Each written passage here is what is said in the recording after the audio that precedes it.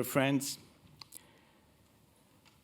It would clearly be an understatement to start my remarks by pointing out that we live in times that are challenging for our system of values. Never in our lifetime have we witnessed in Europe such a clear distinction between good and bad, between right and evil, as today when we follow the developments related to the unprovoked Russian aggression against Ukraine. This brings me in a very indirect way to the message that culture in general, and especially promoting cultural cooperation, are one of the best ways of addressing challenges today. In this respect, the message that I've received while admiring the exhibition Luxury and Power from Persia to Greece is quite directly corresponding to the importance of communication between East and West. The clash of values of Eastern and Western elites is obviously thousands of years old. So is the communication and interaction of the political elites, and this is sometimes to be clearly seen and felt in this exhibition. I would like, therefore, to commend the extraordinary commitment to this wonderful project of the organizers, mainly the director of the British Museum, Mr. Hartwig Fischer, the curator of the exhibition, Mr. Jamie Fraser, that we heard just now, but also Madam Petrunova, Boni Petrunova, director of the National Historical Museum of Sofia. Without their dedication, this exhibition would have been deprived of one of its most symbolic and spectacular testimonies of cultural interaction between Western and Eastern elites in antiquity, the Thracian culture and its transitional characters. This gives me the opportunity to say a few words about Professor Boni Petrunova, whose presence among us today gives us a clear expectation for a wide-scale cooperation between the British Museum and the National Historical Museum of Sofia. I would not like to offend the modesty of Madame Petrunova, but she is, without any doubt, among the outstanding archaeologists in our country whose specific interests are focused on periods spanning from antiquity to the time of the Second Bulgarian Kingdom, and on vast variety of issues, among which are funeral rites, social and cult practices. A former Deputy Minister of Culture, former Deputy Director of the National Archaeological Institute of the Bulgarian Academy of Science, honorary lecturer in many universities across the country. She has also been the head of more than 60 archaeological expeditions, field surveys and excavations, as well as projects related to archaeological surveys, promotion and preservation of the Bulgarian cultural and historical heritage. The National Museum of History, she is currently the director of, is a relatively new institution. Only last month it marked its 50 years of existence. It has the most impressive collection of national treasures and is the largest museum in Bulgaria and one of the largest in this part of Europe, holding a collection of more than 650,000 artifacts, only 10% of which are permanently exhibited. And of course, all related to history, archaeology, fine arts, and ethnography of the Bulgarians and the Bulgarian lands of Mysia, Thrace, and Macedonia. Without further ado, it gives me immense pleasure, ladies and gentlemen, to ask Professor Petrunova to come to the stage. Thank you so much. Дами и господа, колеги, скъпи гости! Благодаря за възможността да представя българското културно наследство, открито в българските земи през няколко съкровища от различни епохи, открити в България и изследвани от българските историци и българските археолози. Ladies and gentlemen, thank you for the opportunity to present the rich cultural heritage of the Bulgarian lands through several treasures from different eras, all discovered in Bulgaria and studied by Bulgarian historians and archaeologists. Преди да започна, искам да кажа две неща. Първо, че от сърце благодаря на Негово превъзходителство Марин Райков за моста, който направи между нашите култури и за това, че можем да видим тази българска вечер в Бритиш музеум. First of all, before I begin, I would like to say two things. Firstly, I would like to express my sincere gratitude to Ambassador Marin Rykov for the connection that he made between these two cultures and allowing for this treasure to be exhibited at the British Museum. И второ, че се извинявам на организаторите, но може би лекцията трябва да се казва Златна България. Secondly, I apologize to the organizers, but maybe this lecture should be called Golden Bulgaria.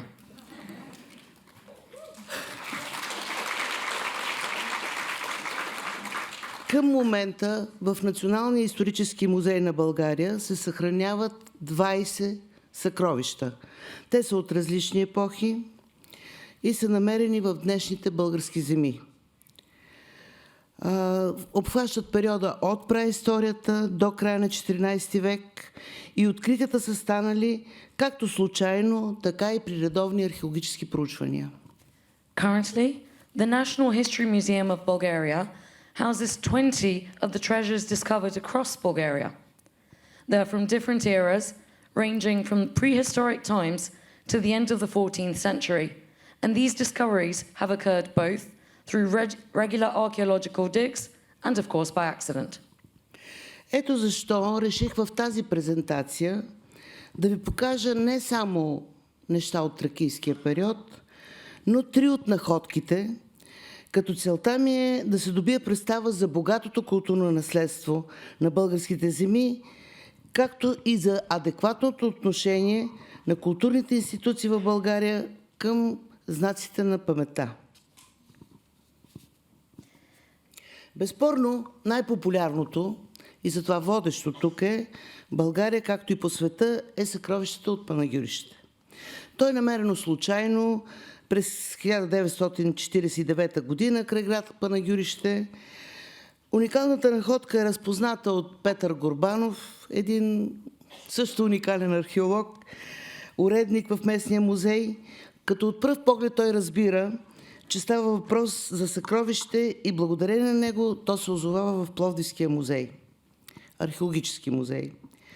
Първото експониране на 9 златни съда е в набързо изработена витрина в центъра на град Панагюрище. In this presentation, I shall show only 3 of the findings, whereby my aim is to give you a better idea of the rich cultural heritage of Bulgaria, as well as of the reception and attitudes of the cultural institutions in the country towards historical sites. Undoubtedly, the most popular of these treasures, both in Bulgaria and around the world, is the Panagyurishte Treasure. It was found accidentally in 1949 near the town of Panagyurishte. This unique find was first recognized by Petr Gorbanov, a curator at the local museum and wonderful archaeologist himself. Even at first glance, he recognized that this was a treasure, and thanks to him, it ended up in the Plovdiv Archaeological Museum. The 9 golden vessels were first exhibited in a hastily made display case in the Panagyurishte city center. Прочутата находка се състои от 9 златни съда, 4 ритона с животински изображения, 3 антропоморфни кани, т.е. с глави на жени, и една амфора с дръжки във формата на кентаври. Общото тегло е 6 кг 162 грама и съдовете са богато украсени с релефни сцени от гръцката митология. 3 кани са във формата на женски глави, а дръжките им завършват с фигури на лопатар. Третият е моделиран като протоме, т.е. половин половината от фигурата на животното, представляващо предната част на козел с дълги извити рога, а четвъртия ритон е с глава на овен с малки рога. Горната част на четирите съда е украсена с сцени от древногръцката митология. Много интересна е и фиалата от съкровището от сервиза, която е покрита с релефни концентрични пояси от жълъди, африкански глави и растителни орнаменти. The famous treasure consists of 9 golden vessels, 4 rhytons with animal or zoomorphic images, 3 anthropomorphic jugs, 1 wide phial, and 1 amphora with centaur-shaped handles, weighing a total of 6,162 grams. The vessels are richly decorated with relief scenes from Greek mythology. The 3 jugs are in the shape of female heads, and their handles end with the figure of a mythological animal. 2 of the rhytons are fallow deer heads. The third is modelled as a protomy, with the forefront being a goat with long curved horns, and the fourth is a ram's head with small horns. The upper part of all 4 vessels is decorated with scenes from ancient Greek mythology. The magnificent phial is covered on the outside with embossed concentric bands of acorns, African heads, and plant ornaments. Предметите са изработени в края на 4 и начало на 3 век преди Христа в древна Тракия. И според всички изследователи на тази находка представляват връх в златарското изкуство от епохата на елинизма. Смята се, че сервизът е произведен в древния град Лампаск на западния бряг на Черно море и в тях се усеща влиянието на персийското златарство от това време. Според други анализатори, художественото ателие, където е било изработено панагюрското съкровище, се е намирало във вътрешността на Тракия. Някои български археолози и изследователи смятат, че съдовете са пример за едно реалистично направление в тракийското изкуство, което се е развило след средата на 4 век и съчетава елементи и художествени похвати, характерни за елинистическия, източния и тракийски стилове в античното изкуство. Тоест, за това съкровище обединява цялата тема на изложбата, която е представена. The objects were created between the end of the 4th century to the beginning of the 3rd century BC in ancient Thrace, and according to all the researchers who have examined them, present the pinnacle of goldsmith art from the Hellenistic era. According to some researchers, the set originated in the ancient city of Lampask on the Black Sea coast, and the influence of Persian goldsmithing of that time can be seen in them. According to others, the studio in which the Panagyurishte Treasure was made was located much further inland in Thrace.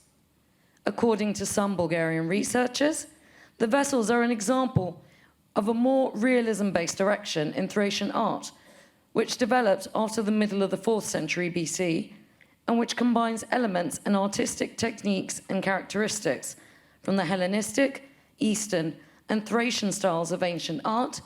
Thus, this is why it brings the theme of the whole exhibition together. Най-логично е да се предположи, че това изключително съкровище е предназначено за някои от тракийските владетели, като това би могъл да бъде самият Сев III.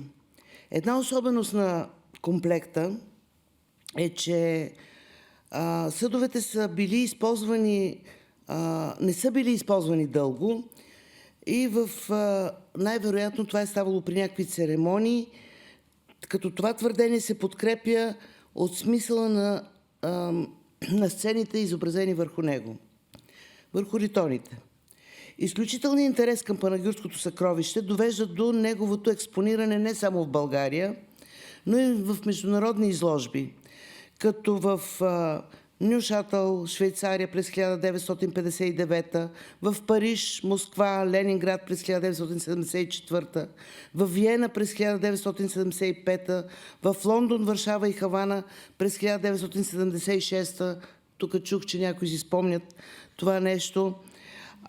След това в Москва, Нью-Йорк, Бостън, Белград през 1977, в Берлин, Прага, Братислава, Будапеща през 1978, в Букурещ, Токио, Окаяма, Кьолн през 1979, в Мюнхен, Стокхолм през 1980, в Женева, Ню Делхи и прочее през 1981.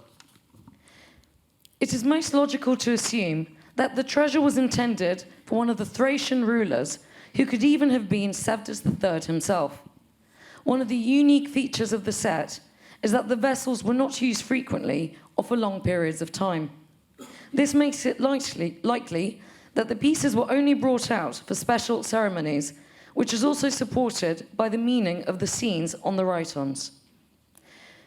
The exceptional interest in the Panagyurishte gold treasure has led to its exhibition not only in Bulgaria, but also numerous international exhibitions, such as in Neuchâtel, Switzerland in 1959, Paris, Moscow, and Leningrad in 1974, Vienna in 1975, London, Warsaw, and Havana in 1976, Mexico City, New York, Boston, and Belgrade in 1977, Berlin, Prague, Bratislava, and Budapest in 1978, Bucharest, Tokyo, Okayama, and Cologne in 1979, Munich, Hildesheim, and Stockholm in 1980, and Geneva, New Delhi, and others in 1981. От друга страна, за съжаление, както често се случва в България, се появяват слухове, че съкровището е било подменено с копие, че е било продадено оригинала. И тези многобройни спекулации, в които, за съжаление, се включват и уважавани медии, довеждат до назначаването на специална комисия, която през 2014 година има задачата да направи експертиза на съдовете на Панагюрското съкровище.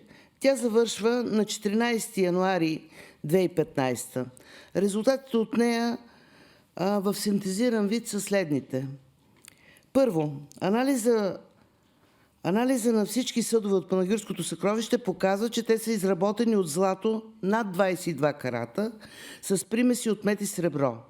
Установеният състав съответства на състава на автентични предмети от класическата и еленистическа епохи, на които са правени изследвания. Второ, направена е съпоставка между едно крило на сфинкс от кана номер 3201, което парче никога не е напускало Пловдивския музей, с проба взета от запазения фрагмент от съда. Тази съпоставка доказва пълно съвпадение в зоната на счупването на крилото, което е категорично доказателство за автентичността на предмета. Трето, в амфората Ритон са установени включвания на платиновата група, която включва осми, иридии, рутени, които са всеобщо приет в науката критерии за автентичност. Четвърто, технологичните характеристики на съдовете съответстват на похватите, прилагани при изработване на златни предмети през античността. И пето, констатирани са антични поправки, нарушения, връзки, дефекти, които не биха могли да бъдат произведени при направата на едно копие. On the other hand, rumors appeared, as sometimes do, and were spread, that the original treasure had been sold and replaced with a copy. These numerous speculations, which unfortunately also included respected members of the media, led to the appointment of a special commission in 2014 by the then director of the National History Museum, Professor Božidar Dimitrov. This commission was charged with the task of carrying out a complex chemical analysis and archaeological examination of the vessels from the treasure. It completed its work on the 14th of January 2015, and the results in summary are as follows. Firstly, the analysis of all the vessels from the Panagyurishte Treasure show that they are made of gold of over 22 carats with impurities of copper and silver. The established composition corresponds to the composition of other authentic objects from the classical and Hellenistic eras. Secondly, a comparison was made between a sphinx wing from jug number 3201, which has never left the Archaeological Museum in Plovdiv, with a sample taken from the preserved vessel fragment. This comparison proved to be a complete match in the area of the wing break, which is conclusive evidence of the object's authenticity. Thirdly, in the amphora Rhyton, inclusions from the platinum group, namely osmium, iridium, and ruthenium, were found, which are a universally accepted scientific criterion for authenticity. Fourth, the technological characteristics of the vessels correspond to the techniques used in the production of gold objects during antiquity. And lastly, ancient repairs, broken connections, and defects that could not be reproduced in the modern era were also found. Без да повтарям всички изследвания, искам да подчертая, че всички резултати категорично потвърдиха автентичността на панагюрското златно съкровище, както и неговата принадлежност към ранната елинистическа епоха. Днес постоянно панагюрското златно съкровище е изложено в залите на Националния исторически музей. Негово копие се намира в музея на град Панагюрище, а както знаете, в момента гостува на Бритиш музеум в изложбата Лукс и Влас. Исках да подчертая, че тук гостува оригинал. Without repeating all the tests, all the results categorically confirm the authenticity of the Panagyurishte treasure, as well as its belonging to the early Hellenistic era. The Panagyurishte treasure is normally exhibited in the halls of the Bulgarian National History Museum, and a copy of it can be seen at the Museum of Panagyurishte. And of course, as you know, it is currently visiting the British Museum in the Luxury and Power exhibition. So of course the point is, this is the original. Другото съкровище, което искам да ви представя, за да не е самотно панагюрското, е съкровището от Борово. То е открито през 1974 по време на Оран край село Борово, недалеч от Русе. Също е случайна находка. Дълго години то се смята за ненадминат шедьовър на тракийското изкуство, т.е. това е нещо като предшественика на панагюрското. Състои се от 5 сребърни съда с позлата, 3 ритона, голяма купа с 2 дръжки и кана. Ритоните с канелюри и завършват с протомета на кон, сфинкс и бик. Цялото съкровище е било изработено през 4 век преди Христа и според други изследователи в контекста на иконографите и стилови белези, копията ритон би могло да се датира между самия край на 5 и началните десетилетия на 4 век преди Христа. Тоест, то би могло да е по-ранно дори от панагюрското. Неговата стилна и богата изработка поразява изследователите. Особено впечатляваща е пластичната украса на каничката ритон, изпълнена във висок релеф, разположена на 2 фриза. На долния фриз са изобразени лебеди с разперени крила, на средния е разгърната ритуална сцена, чието герои са Ерос, Херакъл, неизвестни богове и богини и Силен с флейта, а на горния са представени танцуващи ваханки, Силен, сатири и боговете Митос и Критея. Another treasure, to add to the Panagyurishte treasure, is the Borival treasure. This treasure, discovered in 1974 during a ploughing near the town of Borival, not far from Russe, was also accidentally found. For many years, it was considered an unsurpassed masterpiece of Thracian Tauretics. It consists of 5 gilded silver vessels, namely 3 rhytons, a large bowl with 2 handles, and a jug. The rhytons are fluted and end with horse, sphinx, and bull protomes. The entire treasure was made in the 4th century BC. According to other researchers, in the context of iconographic and stylistic features, the rhyton jug could also be dated between the very end of the 5th and the first decades of the 4th centuries BC, with its stylish and rich craftsmanship still amazing researchers today. Particularly impressive is the decoration of the rhyton jug, crafted in high relief, located on 2 friezes.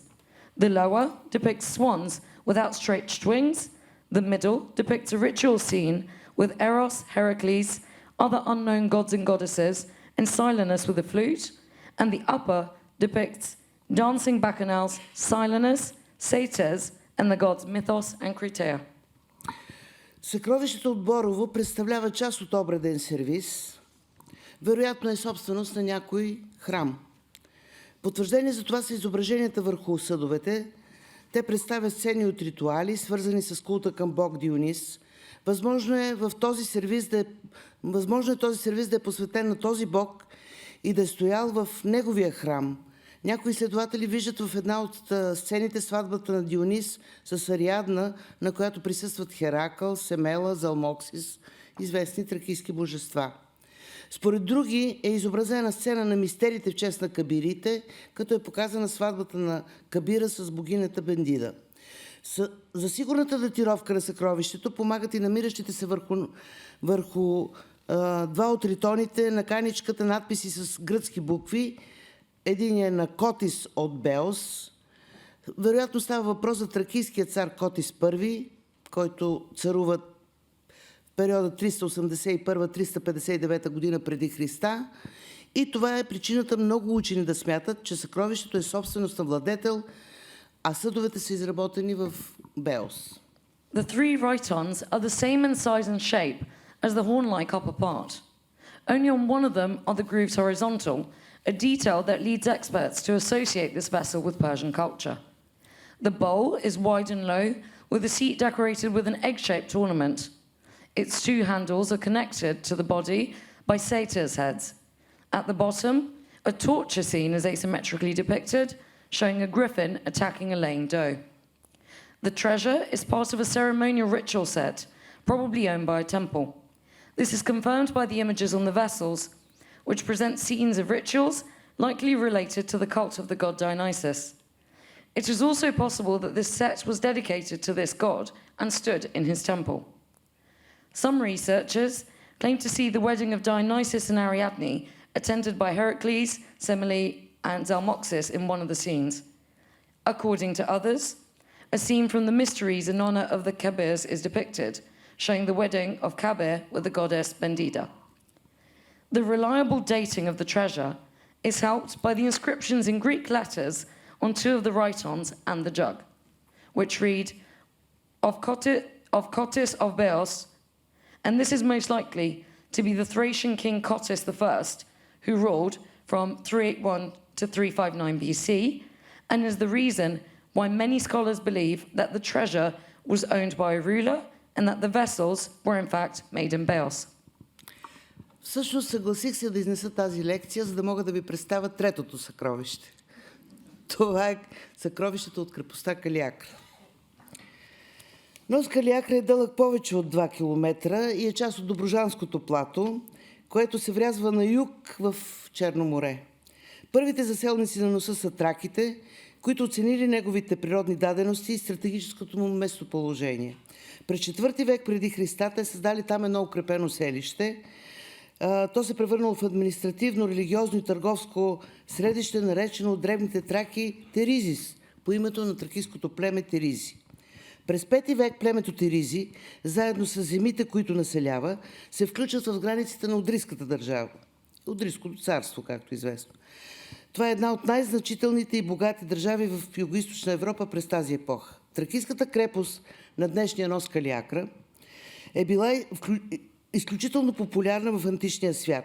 Древногръцкият географ и историк Страбон в края на 1 век преди Христа споменава укреплението на Акра, Акра значи нос, като според него именно там цар Лизимах, един от наследниците на Александър Велики, е скрил част от своите несметни съкровища, които и до днес будят и въображението на изследователите и на любителите на приключения. The Kaliakra fortress treasure is in fact the reason I very much agreed and wanted to give this talk. Cape Kaliakra is more than 2 kilometers long and is part of the Dobruja Plateau, which juts south into the sea. The first settlers of the Cape were the Thracians, who appreciated its natural features and strategic location. In the 4th century BC, they created a fortified settlement there, and it became an administrative, religious, and commercial center, named Thrace by ancient authors for the Thracian tribe Thrace.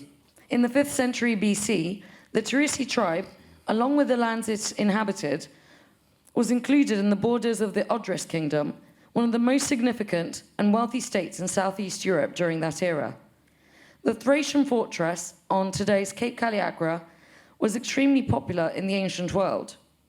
The ancient Greek geographer and historian Strabo, who lived at the end of the 1st century BC, mentions the fortification of Accra, as according to him, it was there that King Lysimachus, one of the descendants of Alexander the Great, hid some of his countless treasures, which still excite the imagination of explorers and adventurers to this day. Много се надявам, че аз ще го намеря. And I hope I find it. През 5-6 век кастелът Акре или Акра става един от 15-те града на провинция Малка Скития, който отстъпва по големина и значение само на Томи, днешна Кюстенджа, и на Дионисополис, днешен Балчик. Калиакра достигнала своя разцвет по време на така нареченото Добруджанско деспотство, когато става столица на княжеството. Княжеството се формира в края на 30-те години на 14 век и негов пръв владетел е болярина Балик от кумански происход, роднина на Тертеровата царска династия. Той е изпратил на византийския император, на византийската императрица Ана Савойска една армия от 1000 конници, която да й помогне в борбата и с Кантакузин, който е претендент за престола в Константинопол. Тази армия се предвожда от братята му Теодор и Добротица. Добротица бил приет на служба в императорския двор на Константинопол и удостоен с титлата деспот. През 1360 година деспот Добротица се връща на Калиакра и застава начало на княжеството. Започнал тогава разцвета на Калиакра като най-важната крепост и добре укрепен град и важно пристанище. In the 5th and 6th centuries, the castle of Accra became one of the 15 cities of the province of Lesser Scythia, second in size and importance only to Tomi, which is modern-day Kustendja, and Dionysopolis, which is modern-day Balchik. Kaliakra then reached its heyday during the so-called Principality of Dobruja, whose capital city was indeed Kaliakra. The principality was formed at the end of the 1330s. Its first ruler was the boyar Balik of Cuman origin and a relative of the Terter royal dynasty. He sent the Byzantine Empress Anna of Savoy an aid of 1,000 horsemen, led by his brothers Theodore and Dobrotica. Dobrotica was accepted into service at the imperial court in Constantinople and was awarded the title of despot. In 1360, Dobrotica stood at the head of the principality, and the rise of Kaliakra as a most important fortress, well-established city, and an important port began. От 2004 година крепостта на Калиакра започна да се проучва от мен и моя екип.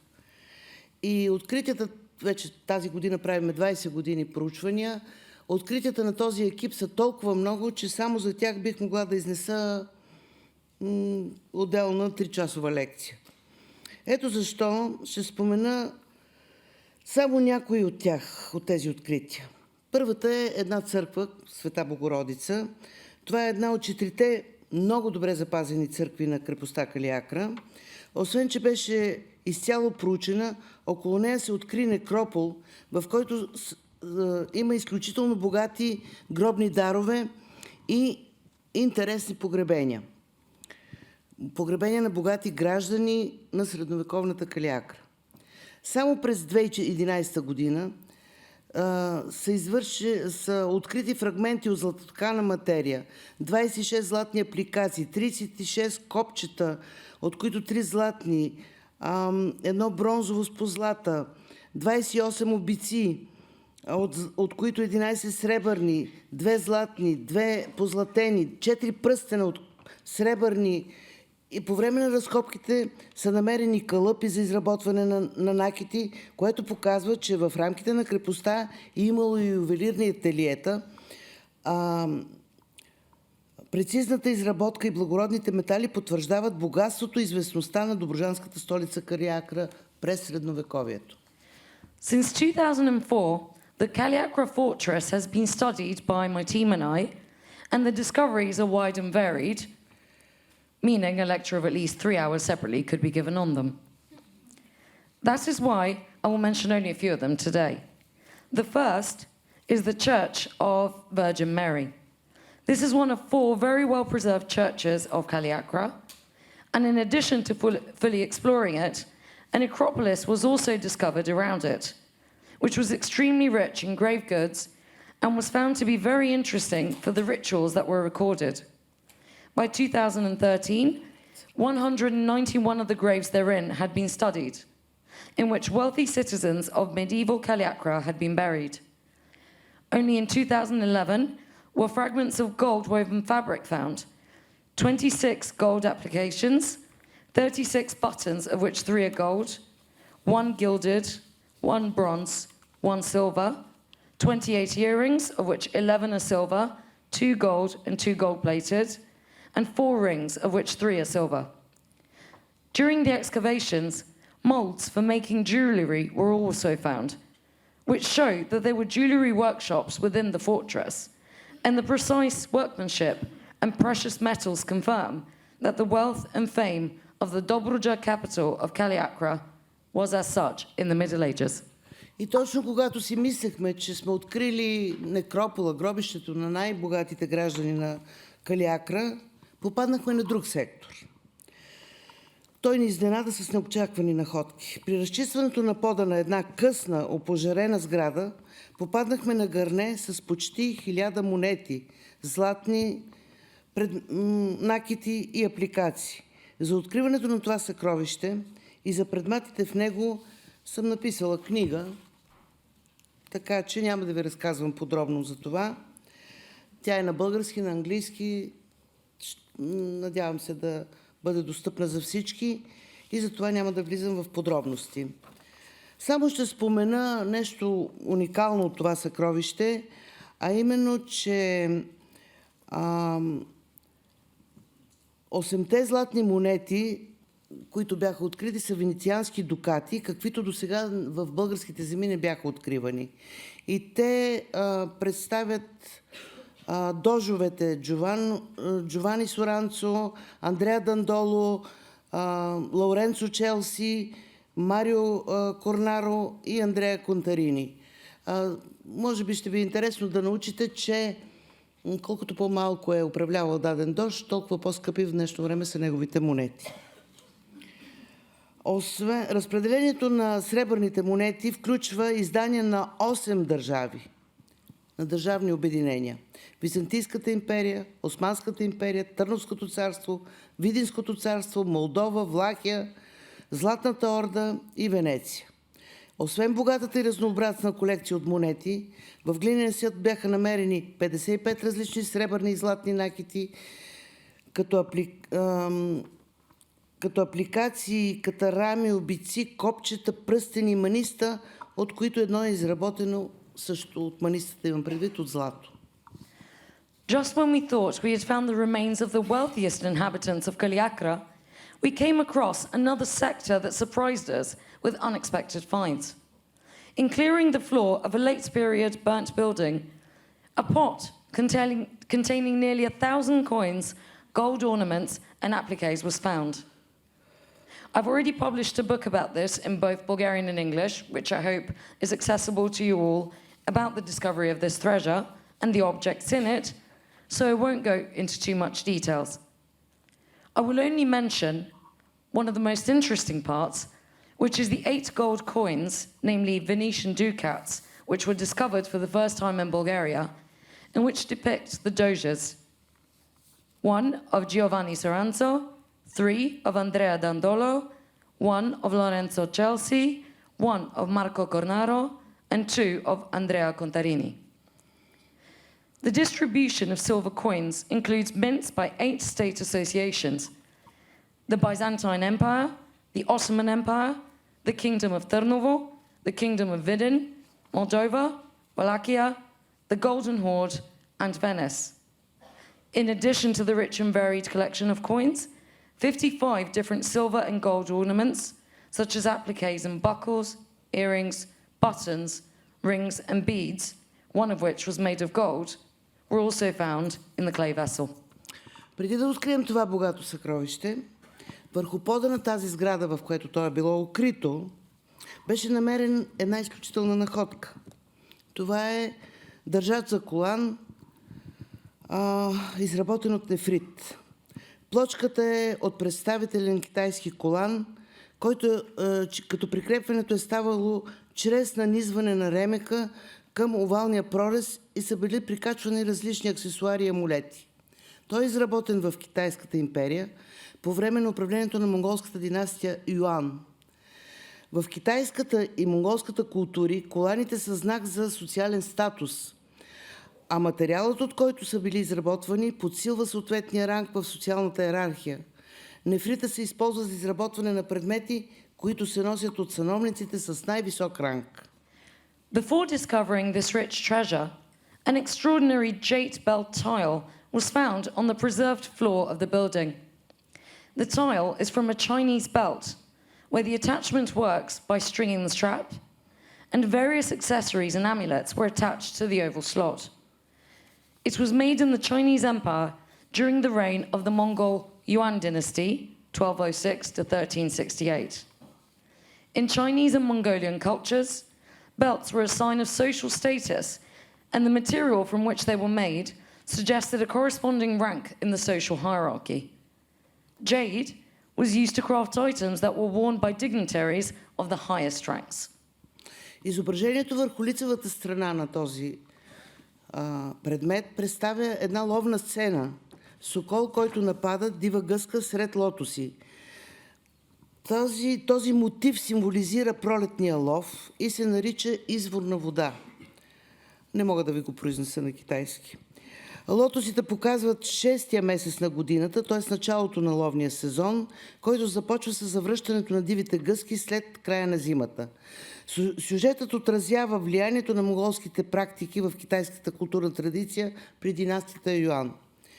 Ловът със соколи бил особено престижна дейност, ръководена от самия император, а всички участници носили колани с подобни обкови, украсени със същия сюжет, но изработени от различни материали. Символиката на сцената, съчетана с материала, от който изработен предмета, гарантирали на собственика на колана благоденствие, успех, смелост и мъдрост.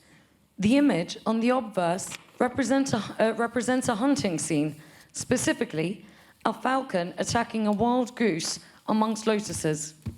This motif symbolizes the spring hunt and is called spring water. Lotuses indicate the 6th month of the year, which is the beginning of the hunting season, which begins with the return of the wild geese after the end of winter. The plot reflects the influence of Mongol practices in the Chinese cultural tradition under the Yuan dynasty. Falconry was a particularly prestigious activity presided over by the emperor himself, and all participants wore belts with similar hardware, decorated with the same motif, but made from different materials. The symbolism of the scene, combined with the material from which the object was made, guaranteed the owner of the belt prosperity, success, courage, and wisdom. И последната голяма находка от това място е златния пръстен на Георги, един от управителите на крепостта Калиакра. Тази находка също е публикувана, като в книгата е анализиран самия предмет, който е с надпис и по-красива изработка дори от пръстена на българския цар Калоян.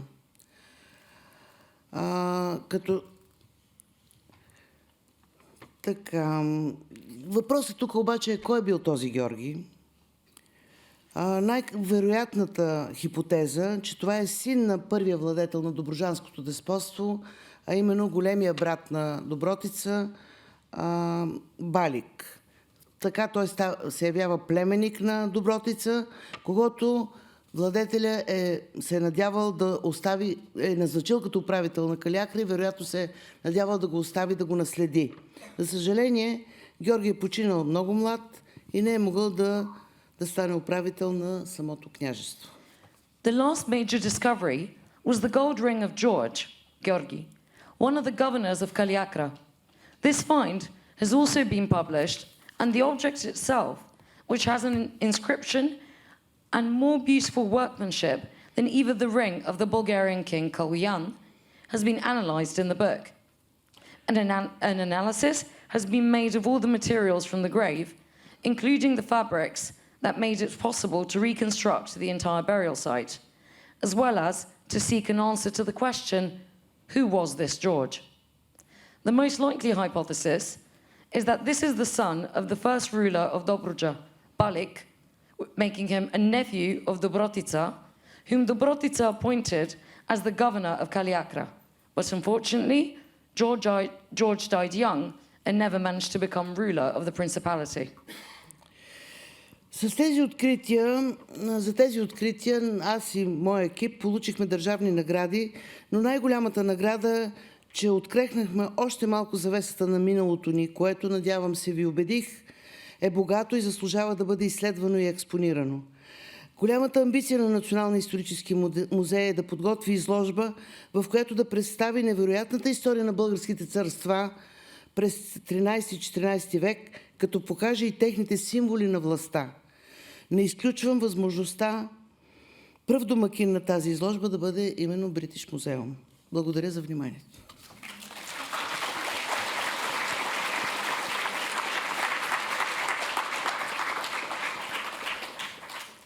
My team and I received state awards for these discoveries, but the greatest reward is that we were able to see a little more behind the veil of our past, which I hope I have convinced you is both rich and deserves to be explored and exposed further. The great ambition of the National History Museum is to organize an exhibition in which to present the incredible history of the Bulgarian kingdoms from the 13th to the 14th centuries, also showing their symbols of power. And of course, I'm not ruling out the possibility that the first host of this exhibition be the British Museum. Thank you for your attention. Thank you.